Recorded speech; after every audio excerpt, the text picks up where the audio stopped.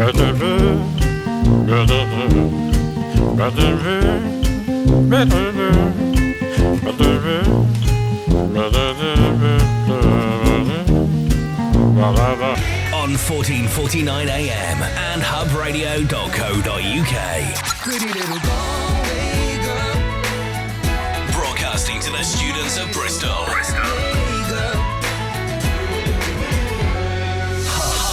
Hub Radio. Hello and welcome back to What Should We Do? I am your host, George, and here with me today I have... Gina. Hi. Hello, Gina. And today, our main kind of, focal point is Norse paganism, and you practice Norse paganism. So I do. It's really convenient that, this week was Norse paganism, and here we have someone who practiced it. It's almost like it was planned. Almost. Coincidences, Yes, and so let's just go straight into it. What is it? That is a very good question. Very broad. Yeah, it is really broad. Maybe we should narrow it down a bit. Oh gosh, where to start and where to end? Let's start with how old it is. How old? Okay, sometimes it said it was found in the Iron Age, other times it's saying 1400s. It really varies because there were so many communities back in the day in distributions from where it started, where it ended. There's no clear lines. Yes, and that's something that I've also, if you look it up and you research it, the thing about Norse paganism, unlike other belief systems, is that it's not 100% sure exactly how it started. It just kind of is, and it has been for many hundreds of years in the past. Definitely, and it's kind of making a comeback now. It is making a comeback now.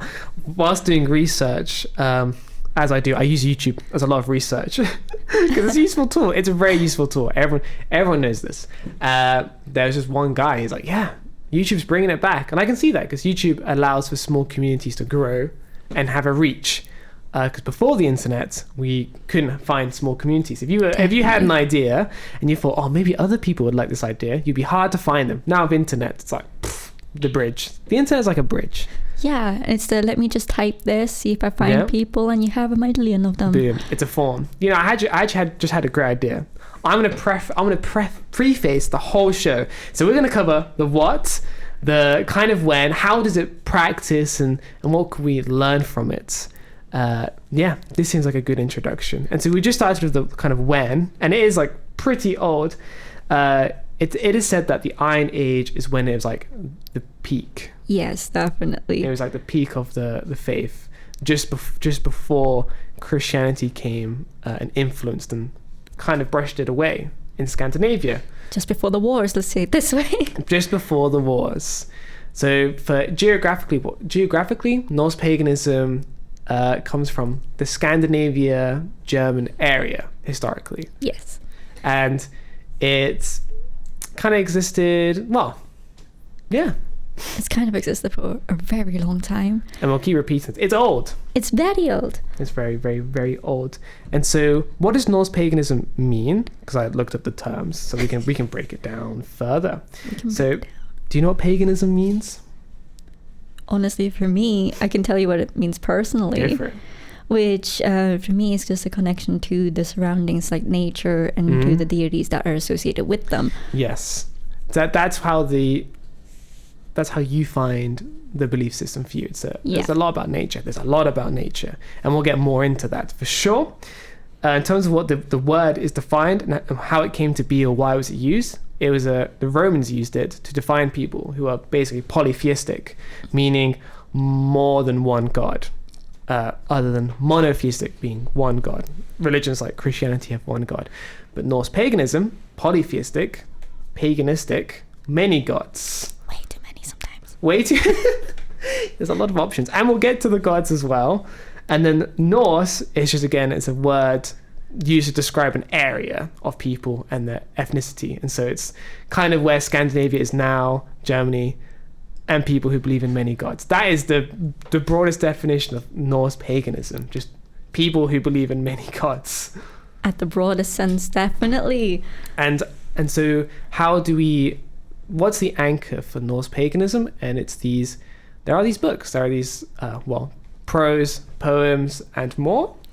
Definitely. I think mostly people that come now into the community of wanting to do Norse paganism, or any paganism for that matter, can be Celtic, there's many different variations, would mostly go for poems instead of books, because books weren't actually there at the time. No books, not really. No books. They were scriptures and like runes.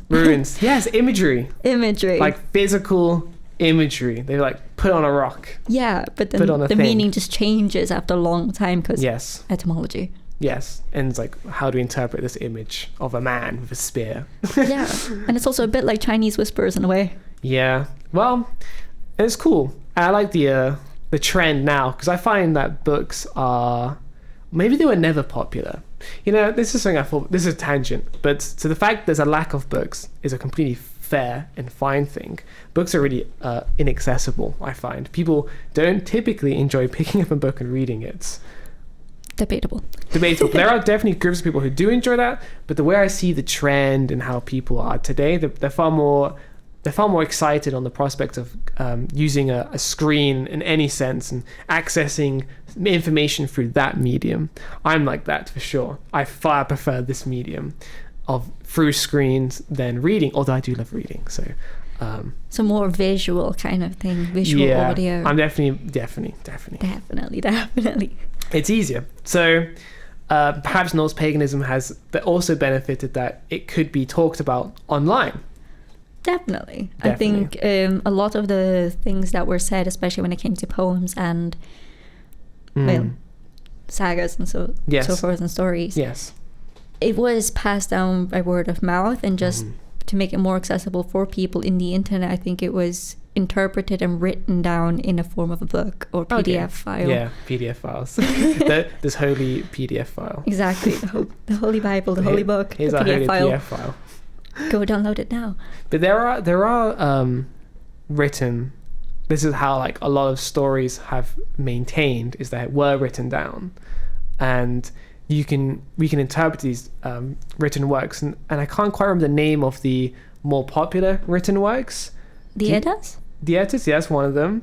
And there's another one, the Poetas. There you go. There you go. There we go. And these are, well, I actually haven't read them.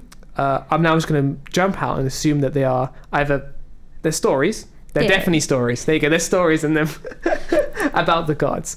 And so the next step, we can go two ways now. We can go into like how you got into the Norse paganism. We can personalize it. Or we can go talk about the gods. In fact, I want to do both. What should we do first? I want to do both. We cannot do it at the same time. Can we do them at the same time? Could we? That depends if we can interweave it.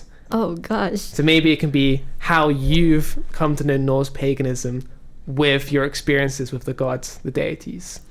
Okay, it's going to sound very surrealistic, but let's go. This is religion. No? This is cool. This is what we're here for. Water. I was just getting water. Well, I can kind of say how I started. And to say how I started, I'm going to have to give you a rundown of my religious background. No worries. Which I kind of grew up in a family that had various religions. So my father was from the Sikh religion, my mother was Protestant. Huh. Yeah. Sikh and Protestantism. Yeah. How did that I mean that's a fun combination. Oh, it very much is. Neither are very practicing of their religions, so I think that's why there was such liberty. But they were kind of brought into their religion since they were a child, and they wanted me to have the option to choose what I wanted to believe in when I was older. This is cool.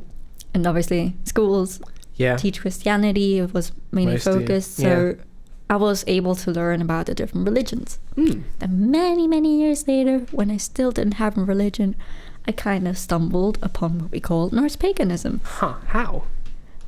Internet. As we were just saying, the internet. So you stumbled upon it via the internet. And do you remember like kind of what age you were at the time? Oh, I think I was around, say, 14, 15 maybe? 14, 15, you stumbled upon this video or article about Norse paganism. Yeah, like I started with normal paganism, like just paganism, Celtic paganism. Okay. And I found the beauty in it was because it was so focused on nature and just living with it. Yes, and we mentioned earlier that that's like it's a highlight. For me, it's a highlight of the religion. I like that idea. It really is. I love trees. Same. I love trees. Trees are really cool things. In fact, yesterday it rained a lot. No shock. But after it rained a lot, the sun immediately then came out, and this amazing effect that I've missed because we just came out summer. It's now way into autumn towards winter. This effect hasn't quite happened yet, but I've missed it, and I didn't realize I missed it. Is that after it rained and there's immediate sunshine, and the sun's quite low, it almost created this sparkling effect, and so all the leaves were sparkling because there was water moisture still on them, so quite reflective. Because the sun was quite low down, that's with the angle of projection, it just made everything look sparkly, just have like a golden hue. Yes, golden hue and kind of like chrome like feature, so it was almost like plasticky, and it was beautiful because nature's not really plasticky, so it was like a cool blend of this earthy, chromy, plasticky world. And I just went around taking photos of trees. I was just there like, yes, Favorite hobby. Yes. It's something that I also share. It's appreciation of the world that we are in. And it's something that I did like the sound of about Norse paganism, is the appreciation of what nature can give us. Right. It is definitely giving a lot of gratitude to what it provides us. Because it does provide us shelter, provides us food, it provides us oxygen. Yeah, it was the original home. Nature was the original home. Yeah. Houses are just glorified caves. They are. They're just caves. They're just, we just like, oh, we like caves, but maybe we can just build our own cave. And they are. There's just huge caves. Pretty much. That's an interesting way of seeing it, actually. And you decorate your caves. You put them on stuff on the walls to make the caves look better. Make it personalized. And you have different sections of the cave that have different tasks. And this is... Exactly. And so a lot of ideas in the world, we don't realize it until you do, is a lot of art, a lot of inspiration comes from the external world coming into us. So I had often thought, if you like clouds, I'm sure you like clouds. Yeah. Clouds are also really interesting. So sometimes when you look at clouds, they produce some really fascinating patterns. Yeah. And one day I was looked up at the clouds, as you do. And it was this like magnificent stroke, like as if it was like a paintbrush, just kind of going whoosh across the sky. And it had this lovely texture. And people who are into art will understand that different brushes kind of give a different effect, different depths and textures. And so this cloud, to me, it was like, whoa, what a stroke. What an amazing texture. But of course, I realized that the cloud it's not that the cloud is producing an amazing brushstroke. More likely that it just happened to be that way. And so I was like inspired by the canvas of the sky, and then I've just kind of labeled it like, oh yeah, that's what brushstrokes are. It could be that people made brushstrokes based on how the clouds looked. That's an interesting thing about it. Like, probably could have. Could be, and it is inspiration, and I could use it as that basis. And I think music and art, visual arts, have a lot of the same roots, coming from the external world in, and us projecting it back out again. Definitely. I mean, how many times do we take pictures of the sunset or sundown, just the sky in general? Sunsets are very magical. I can't think. There's no better word. And it changes with every region that you go to. Like the sunsets here have different colors than the sunsets in Spain. P.S. I'm from Spain. Oh man, I haven't traveled. I've not seen enough sunsets then. I didn't realize this. No, it's such a beautiful mix. Like here you have more purple hues from what I've noticed. Yeah. And over there in Spain you have more orangey red hues. Oh wow. Yeah. I need to go look at more sunsets. You need to go look at more sunsets. I need to look at more, which is a good thing. I'm very excited at this prospect. Last sunset I saw was like towards the end of the summer. And for British people, like the end of the summer is like a miserable time. Most times are miserable times. The end of the summer is a miserable time. So you're like, oh, I'm going to miss warmth. I'm going to miss the warmth. Especially this year, you've had a very nice long summer with the warmth, wasn't it? Yeah, it was warm. It's just nice. It was just like, oh. And there it goes. Goodbye, summer. Now winter. I'm actually enjoying this winter. I like the cold bitiness. But we are getting sidetracked. Let's go back. So you were 14. I was 13-ish. 14. Yeah. And you're like, somewhere along the time. on the internet. Do you remember what website it was? Oh my god, no. No, it was It's been too long for that. some interesting corner of the web Yeah. that you managed to stumble upon through As you do, you just start off on one clicks. tangent, Yeah. research, and you end up somewhere. Somewhere you never intended to be. But it was all about just appreciating what you got. Yeah, and so when you read it, how did it how did you receive the information? Because sometimes we read information and we're like, oh, sometimes we read information, we laugh. You know, what was your reaction to reading it? Now, this is the oddity of it. It kind of felt familiar. Aha! So this is something I talked about last week as well. It's this phenomena where when we read something that we resonate with, it's as if we already knew it. Right. So the moment you read it, you're like, of course, Exactly. I know that. And it's the same similar thing. It's a beautiful thing, and it's an amazing sensation. If anyone knows what this is like, then you know that, yes. A deep sense of familiarity that you've never seen before. And it's a super cool thing. So you had that sensation. Yeah. And you're like, oh, Which is like, of course. this is true. Of course. I never thought of that. Of course. Yeah. Do you remember any of those like key points that like... The key points that I saw back then was a lot to do with trees, actually. Trees? Yeah, trees. Trees. Oh, See, we're going back to trees again. We can go off on trees for a while. Which, that's going to be a topic of today's conversation. Trees. Trees. Good. Trees are great. Trees get a lot of appreciation, but why not give them more? Give them more appreciation. I'm going to point outside. I was staring at a tree. Oh no, it's over there. I was staring at a tree in that direction. I can't see it from here, and listeners can't even hear it. But just look at some trees. Yeah. Just look at some trees. They're full of character. Full of character, exactly. Yeah. Fancy you say that, because the tree that I was looking at back then, it was a tree of life, as we would so call it, Yggdrasil. Ah, cool. So there, it was just a depiction of different realms and different possibilities, and just how everything is actually naturally interlinked. Yes, naturally interlinked. So that literally just means everything links to each other. Yeah. Yeah, this makes sense. And that's also replicated in the exterior as well. Like, all communities are technically interlinked. Yes, and so before we came into here, we were talking about like religion, and so religion is actually a really really bad word. It's really vague, I find it, because there is no one religion the same.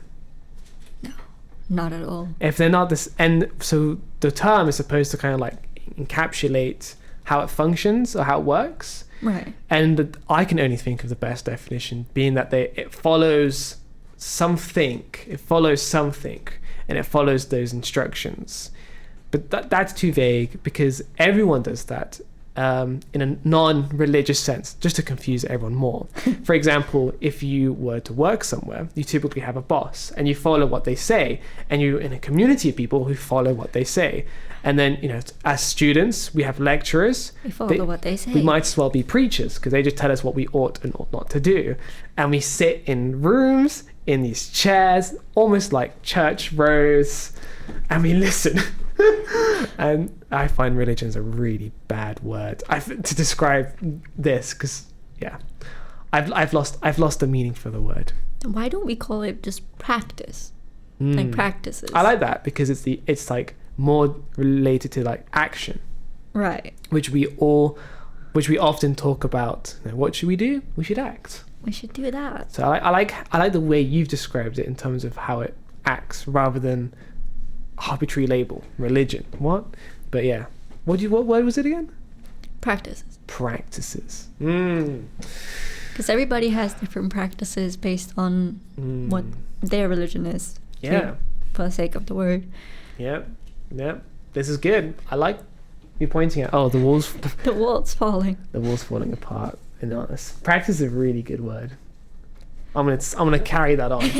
Steal it. Thank you. That's my practice. Just stealing the practices, okay. Yeah. So one thing we also do on this show is I ask the guests to give music to play. Oh God. So we're gonna play a song now. I feel like it's a good time to introduce a song. Ooh, which one should I pick? Ooh. I will say sorry to everybody already, because my music taste is questionable sometimes. I think everyone's music taste is questionable, but I find it's an honest reflection on you, and that makes it very interesting. And so let's play our first song, which is "What's Up Danger" by Black Caviar and Blackway. Wow. Here we go.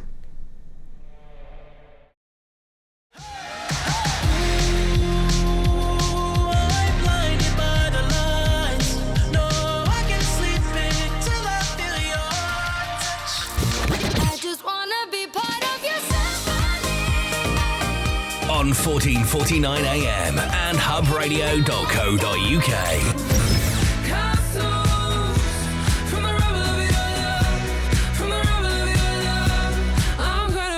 Hub. Sup? Hello. Hello. Again. Welcome back to What Should We Do? The show which we explore different practices of being. And today we're looking into Norse Paganism. Here I'm joined with Gina. Hi. Again. And we're just talking through her experiences, her first encounters of the practice. Yay. And we're just talking about you're 14, you're reading it, you're excited, and now we're going to interweave some of the gods of the faith, because as people may not know, it is a polytheistic practice, which means there are multiple. Very multiple.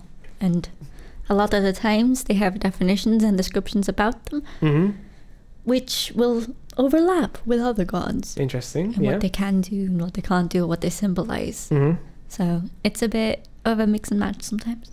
So if they overlap, that means they're like, so there are some similarities in the gods. They share characteristics, but there also have some differences. I mean, this is nice. I like this idea, because it's not that one person represents just one idea. It's that one person can represent a few unique ideas, but because they also share something with something else, it means that, they'll play out certain things in a way that's more akin to how we act. Kind of like a bundle of characteristics that we share with some and some we don't share. And that we share differently, like we express them differently as well. And that means it will cause conflict with other people who like are similar but different, and it's like, oh. Funny you say that, because that was the principle of the gods themselves. There were two avenues, the Aesir and the Vanir. Yes. So two different, I would like to consider them pantheons, but they're still within the same class, if that makes sense. Pantheons, now that word, how do you define this word? That's the hard part. How do we define it? Did I try to define it? Because I remember I stumbled upon the word as well. Oh, no. Pantheons. So we were just about, so you were talking about like this, there's like these two, so with the gods, there's like these two main parties. Yes, the Aesir and the Vanir. And there was great conflict between them. Yes, was it a war? Yes. It was a war between the two. It was a war between them. Sounds epic. A war that came to an end. I mean, we have some distinct gods that are from the Aesir, which probably a lot of you will recognize, which includes like gods such as Odin, Frigg, Hodr, Thor, and Baldur. Yes. Right? And the second Norse pantheon, the Vanir, are like, they were, as I said, they were at war with each other, but include gods like Freya.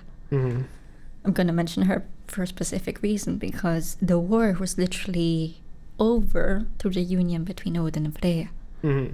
Over the reunion of the two? Of the union of the two. They had to be married and wedded to each other to bring in peace. Oh, so that's how they resolved the conflict. Yeah. They got married. That's a really typical way of solving conflict in the like period before modern civilization. It's just like, it's very reminiscent. Yeah, I'm just gonna just marry. I have a son, I have a daughter. Let's marry them, and so we won't war each other, probably. And that's what I mean. Like, it replicates kind of what we as humans did as well in history to end conflict. Yeah, just marry off your siblings. Marry off your daughters and your sons to other people of power, and you'll resolve conflicts. I mean, kind of, does kind of work, because then you have like a family reunion or union, and you have to then meet them, and you have to get on with them, and it's like put these two together. Now you have to play nice. I am imagining like these gods at like a dinner table, the two happy couple, and then everyone else. Everyone else at the third. They're like, we're doing it for them. Yeah. Yeah. It's very probably. Probably. So what was the first god that kind of struck you as something to learn from? Like, what do you learn from these gods? Depends on the god that you kind of choose or feel like you resonate more with. Different gods bring different things. For example, Odin, we also call him the Hanged Man. Hanged Man? Yes. Was he hanged? He hung himself from from Yggdrasil, basically, and like that learned the power of the runes. He was the one who kind of brought that scripture to life. Oh, wow. So that's why we call him the Hanged Man, which is also a tarot card, if anybody knows anything about tarot. So oh yeah, there's a lot of symbolism there. Some connections there, and the faith, the practice also has a lot of mystical things. Yeah, shamanic aspects. Shamanic and magical, and yes. Anyway. So from him, for example, you would look more towards clarity and guidance, or learning. It's just Odin. Yeah. Clarity and guidance. Like, he's one, think of it, this is going to sound weird, think of him like a father figure kind of thing, just teaching you. Okay. And you would look to, for example, Freya when it comes to either mystical arts or when it comes to things like fertility or self-love and acceptance. Yeah. She's a big teacher of like growth and acceptance and empowering, specifically also girls and women. So it's a big characteristic there. Yes. No, and so they are symbols of these characteristics and these traits, and you can use those as like an anchorage with yourself, and you relate yourself to them. And I imagine that these gods have stories about them and how they behave and how they deal with many stories. Many. That's good. More the merrier, I think. Because then you can like then you reread them, and you read them all, and you have to first read them all, read them, and you learn from these stories. We learn a lot from stories, and because these are gods, characters with traits that and they represent these ideas. Very cool. Lots to take away from these. What have you read? Oh, where do I start? I think there was one specific story that I can remember, which involved, as you said before, gods at the dinner table. Gods at the dinner table. But this is specifically in reference to two gods, Loki and Balder. Balder was the son of Freya. Okay. Yeah, Freya symbolizes to do with magic, and also she's the goddess of fertility and war. Let's not forget that. The powerful entity. Fertility and war. The dichotomy in that. Yeah. But so she wanted to protect Balder at any costs and basically immortalize him. So he was given gifts of invulnerability. So different items were presented to him that he would be like invulnerable to. Cool. And Loki, because we like to depict gods as infallible. They have no flaws. Yes. That is not the case. Loki was not a god that would see it that way. He would have, or as it was told, he would have seen it as arrogance and as an ego thing. Yeah. So he kind of wanted to show that all of them have flaws. Okay. Yeah. Cool. So that's a very admirable thing to do for people. Yeah. To show people they have flaws. And I find that a lot of people always are afraid to show their flaws because you're exposing your weaknesses to other people. Exactly. But Loki, he may have the intent of, I won't ruin the end of the story. I'm not going to guess it. Intent of, Loki, what do we depict Loki as? Like the bringer of chaos and mischief? It's definitely a mischievous and chaotic thing, but there's actually something really good about what he's going to do to these people and how that will end up. Well, what's the end result of showing everyone's weaknesses? you highlight that for growth. If you don't know your weaknesses, you cannot grow. Exactly. So you have this agent of chaos. Exactly. It's actually also giving you strength. Definitely. In challenging people. And I find that this is something that we should all embrace. Because a lot of people don't like accepting fear and stepping into the unknown. It's change. There's always a resistance to change. How can it, and that it's I'm tripping over this because people who reject change don't understand that they are changing. They can't stop it. You cannot stop change. It is the only constant. Like if you're going to be a scientist, it's like a role that people value. They'll just tell you that, yeah, the one thing that I can tell you, change. That is like the one truth I'm sure is this idea of change. You can never stop it. It only comes. You can resist it as much as you like, it will still happen. Yeah. Sometimes change is represented in as like a stream, and like you're going down this river and or storm and you're holding on to something and you're like, I refuse to let go. But when you hold on, things are rushing past you and you start noticing like what's kind of dragging you towards there, and you get left behind. Or what more likely happens is you'll eventually be swept up regardless. Yeah. Because you can't escape it. You can't escape it. You can't escape change. And it's easy if you just let it flow. Yeah, let it flow. Let it do what it does. Just let it happen. And this that philosophy is true in a lot of practices. Yes. Just embrace change. Like we see it in Buddhism, we see it in Taoism. I'm not sure about Christianity. I've read a lot more about Christianity, and that's a very different faith to me. The way it kind of comes to me and the way it reads, I'm conflicted. My mind is not resolved on it, but I'm having someone next week, hopefully, who's representing Christianity, so maybe they can quote me some why it is also for change. I hope it's for change, but it's a common idea, this idea of change. And so Loki, agent of chaos, he, by showing people their flaws, he's almost showing how they should change. Yes, and it's like, don't be arrogant. Nobody is invulnerable. Nobody is infallible. And initially, like when you show someone their weakness, they're shocked. They're kind of like, they kind of it hurts. It hurts, and they go, no. Though if they are, honest to themselves, they will come back to you and be like, thank you. You were right. You were so right.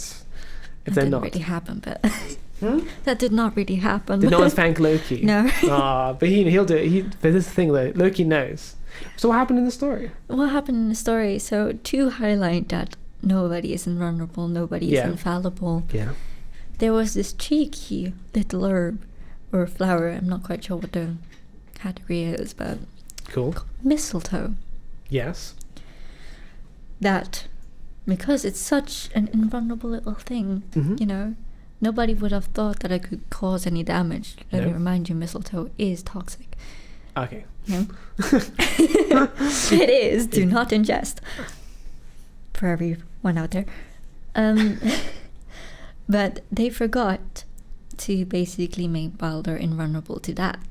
Oh. So this tiny little thing, Loki put in the soup, and Balder did die from it. He died. He's canonically dead. Whoa. And this is a really good lesson we can learn from here. It reminds me of like a tank, or actually, so Star Wars shows this idea. Does it? It does. I remember it shows it because they're these giant, I think they're called, either called AT-ATs or AT something else T. But it's these giant robotic walking tanks. All right. So they're like these, just imagine a dog, scale it up, completely metallic, and shoots lasers. And so you think, okay, that's pretty impenetrable. It's infallible almost. But then just a bit of rope, a bit of string, you wrap it around the legs. And then they fall. It falls. It's simple. And so even though you might have these great, strong figures, it doesn't mean that they haven't got these small weaknesses. There always will be these small weaknesses, which is always why it's interesting to meet someone who thinks of themselves as really strong and durable. Because you're like, no, this can't be right. like deep in there. So there's going to be like this little insecurities. Yeah, there's insecurities, or the little what's the flower called again? Pun? The flower that Loki used. Mistletoe. There's these little mistletoes in these people. Vulnerabilities. These little vulnerabilities that we shouldn't shy away from. Not at all. I mean, we all have them. Yeah. We all, a lot of the time, do try to hide them or cover them up with other features. But the way I used to deal with insecurity, and sometimes I still do it, is when I meet someone, the first thing that I'll be going through with that person is all the insecurities I'm presently experiencing. So I'm like, oh, I'm nervous right now, I'm feeling this right now, for this reason I feel like that. And it was a way for me to kind of be, I was almost giving myself permission to then be relaxed, because then the other person would naturally be like, that's okay, and then I'd be relaxed. And so I was giving myself the permission to relax after they told me that it's okay. Exactly. And I since have stopped doing that more, so I'd say I'm getting better. I'm just I'm skipping the middleman and just being like, it's just okay. It's just okay to be anxious, shy, whatever, what have you, and all that, and just kind of go with it. Exactly, just go with the flow. It is what it is. It is what it is. Such a funny phrase. We can go off about this, but it literally just means 1 equals 1. It is what it is. It is what it is. Yeah, we have so many phrases in there to kind of like alleviate situations. Yeah, it's like what will be, will be. What... Yeah, it's like they're endless. It's endless. There's way too many to spin off to. Yeah, because people are always using them because everyone's always like tensing up all the time. Stop tensing up. Why are we tensing up? I don't know. We're just trying to resist change. Yeah. Oh. Okay, this is a really, really good subject point. We'll get on to why we resist change after another amazing song. Oh, what song will it be this time? Just put them on random. I could put on random. Okay, it's now. I'm gonna pick a random song. I don't know what it's gonna be. So hopefully it's not the same one. Enjoy. This is Hub Radio. Welcome back to UE Hub Radio. That was Tide of California by Nessa Barrett. I hope I got the name right. And we are producing What Should We Do? The show. I'm here with Gina. Hello. We're talking about Norse Paganism today, this week. And we're just getting on to the topic of why people resist change. But we're going to finish that story. The little wee story of... So we don't leave it. Not that we otherwise... We're resisting change. We're going back to the story. We're resisting change, so let's give us some mistletoe and kill a god. Why not? Let's go kill some gods. So, right, after giving the mistletoe from Loki into the soup of Balder did die. Freya, the mother, was distraught. And as a reminder, which a lot of you will now see an association with this, she basically immortalized the mistletoe as a reminder for herself and for every others. That's why we hang up mistletoe in Christmas. So it doesn't derive from Christianity. There's not much about mistletoe in the book. It's actually a paganistic. It comes from paganism. That's it. Cool. It's just as a reminder that it's cool. Even something as small as that, and something that looks so inoffensive, can cause great harm. Yeah, well, but then another thing that's happened with mistletoe and its imagery is also become like something about like romance. It's become a romantic thing as well. I don't know where that's come from. I don't know where that's come from. How did that come in? That's like, maybe eventually on this show we'll discover that the other practice of religion, and they'll go, oh yeah, but it's from this one. There's many different avenues. I think many different religions have things like this or similar stories, but they end differently. Yes, and the way they phrase it could result in different ways of how we can interpret it and learn from it. Yeah, and symbolisms. And as someone who is constantly learning about new religious faiths, something I now value more is the power of symbolism and the power of stories, and how we can, it doesn't need to be true to be valuable. No. We can learn a lot from stories, as I don't know if you remember this, or maybe it's just my memory is like this. There was this beautiful Disney movie called Brave, who gave a lovely little sentence which is forever stuck with me. It's legends of stories ringed with truth. Legends of stories ringed with truth. Yes. Oh my god. Yeah. And the best stories we tell each other in our personal experience are always the ones that hold a lot of truth in them, or maybe it's like none at all. Just fabricated. Yeah, there's some strange metas of conversations about how people like to say things that are nothing, and there are like anti-reverse jokes. It's all just silly games. We're all just playing a lot of silly games with each other. But we're now going to go on to the next silly game, resisting change, and how this looks. How does this look like? So often, the people who resist change, including myself, always resisting change, kind of clinging on to what was. It's terrifying letting go. It is. It's a lot of stories revolve around letting go. It can be very tumultuous as well. Tumultuous. Yes. I can't remember what that means. It just how do I explain tumultuous? Give like It's a lot context. It's a lot. Just think about it as a storm. Okay. There's a lot of pressures. It can be a bumpy ride. So, and a lot of the time, me included, we like to cling to our comfort zone very strongly, be it things, be it people, places. Yes. And it's difficult. Like, personally right now, my childhood home is being sold. Yes. So, like, that little anchor that you had to your hometown is kind of gone. Yeah.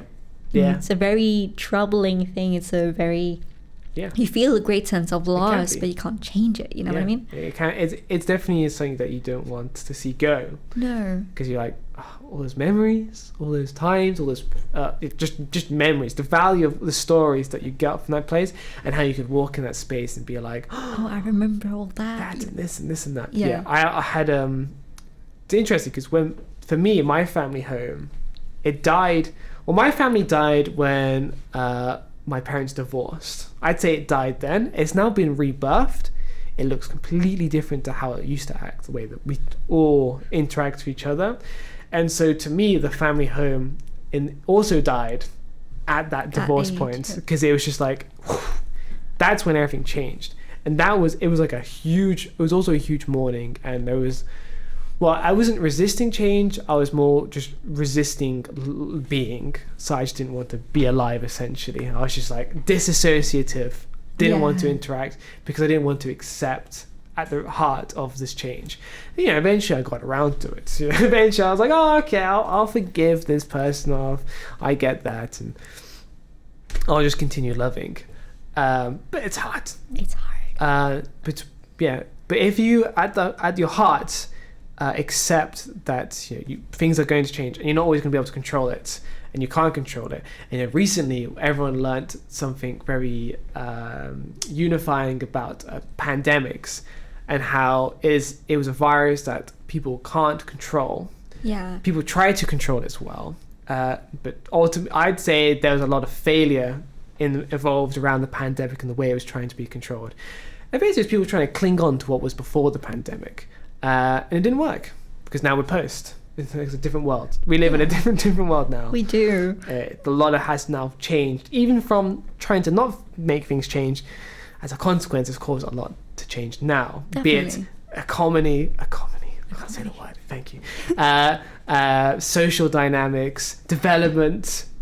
It's changed. While it's been changed, it's now become a canonical story that everyone can tell. Definitely. In their lives, which means it's a significant event. If it's something that everyone shares, it's a significant event. I mean, it's an event that's going to go down in history because we survived a pandemic.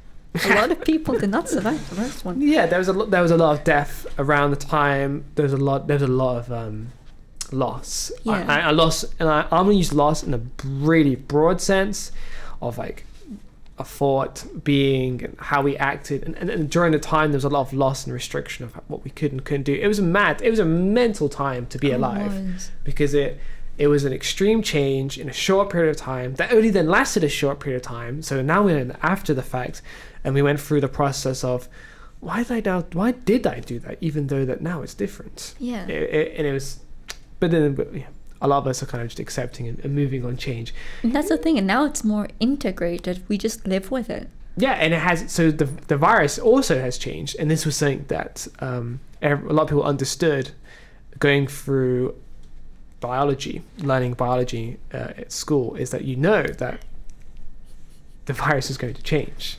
and for it to succeed it needs to be less deadly in a sense, because if it kills the host it can't go on to the next host, and that's what we're seeing. But resisting change, the best way to embrace change, I always found, is just cut straight to it. Although sometimes it's nice to ease yourself into these things, ultimately I find just kind of diving into the deep end is usually a really great strategy. It can be. It has its faults, and it also has its consequences. So because I often fall into the mentality of diving straight into the deep end, it also means I'm unwilling to get out of the deep end, and so I'm stuck again. It's like a sink or swim. Yeah, I'm so ready sometimes to fall into these holes that I then start picking and choosing the holes I decide to fall into, which is the same issue. Yeah. It's the same thing again. So my mentality shouldn't therefore be, 100% just go whatever's there straight away. It should more just be like, just breathe and then just ease. Just let it be. Be at your pace. Yeah. So I'd say that my mentality derives from a sense of anxiety of not seeming like I'm pushing myself, and so it comes from fear of not looking like or feeling like I'm changing. So I push myself to that extreme, which is not healthy. It's not healthy. Nothing in extremes is helping. No, it was not healthy, and I've experienced many health issues from post going into extremes. Don't need to go into it. It doesn't need to be got into. We understood the point, and so I suppose what a good system would then be being brought up in an environment where you kind of just allowed to kind of what's a good word? Wash over,